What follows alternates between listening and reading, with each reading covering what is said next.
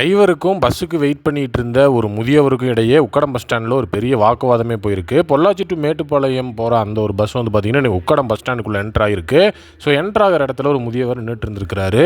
ரொம்ப அதிவேகமாக அந்த பஸ் வந்து பஸ் ஸ்டாண்டுக்குள்ளே என்ட்ரு ஆகிருக்கு. ஸோ முதியவர் வந்து பார்த்திங்கன்னா, எதுக்குப்பா இவ்வளோ வேகமாக வர, பஸ் ஸ்டாண்டுக்குள்ளே தானேப்பா வர, கொஞ்சம் மெதுவாக வர வேண்டியதானே அப்படிங்கிற மாதிரி அவர் கேட்டிருக்கிறாரு. உடனே அந்த இடத்துல சாரி அப்படின்னு ஏதாவது ஒரு விஷயத்த சொல்லிட்டு அவர் போயிருக்கலாம். பட் ஆனால் அதை பண்ணாமல் அந்த முதியவரை வந்துட்டு திட்ட ஆரம்பிச்சிருக்கிறாரு டிரைவர். ஸோ ஒருமையில் பேச ஆரம்பிச்சிருக்கிறாரு. அதை பார்த்து கடுப்பான சக பயணிகள் அந்த இடத்துல வந்துட்டு கேள்வி எழுப்பவே, ஸோ அந்த பஸ்காரர் வந்து எதுவுமே சொல்லாமல் அவர் பாட்டுக்கு போயிட்டார். பட் ஆனால் முதியவர் கொஞ்சம் வயசுக்கும் மரியாதை கொடுக்காம அந்த டிரைவர் வந்து சரமாரியாக வந்து பேசி விட்ருக்காரு. நீங்கள் போய் ஓரமாக நிற்க வேண்டியதானே, இங்கே எதுக்கு வந்து இப்படி நின்றுட்டுருக்கிறீங்க அப்படிங்கிற மாதிரியான பாணியில் டிரைவர் பேசியிருக்காரு. ப்ரைவேட் பஸ்ஸோட அதிவேகம் அப்படிங்கிறது இப்போல்லாம் வந்துட்டு ரொம்ப அதிகமாக வந்து நடந்துகிட்ருக்கு. அதனால் ஆக்சிடென்ட்ஸும் நடக்குது.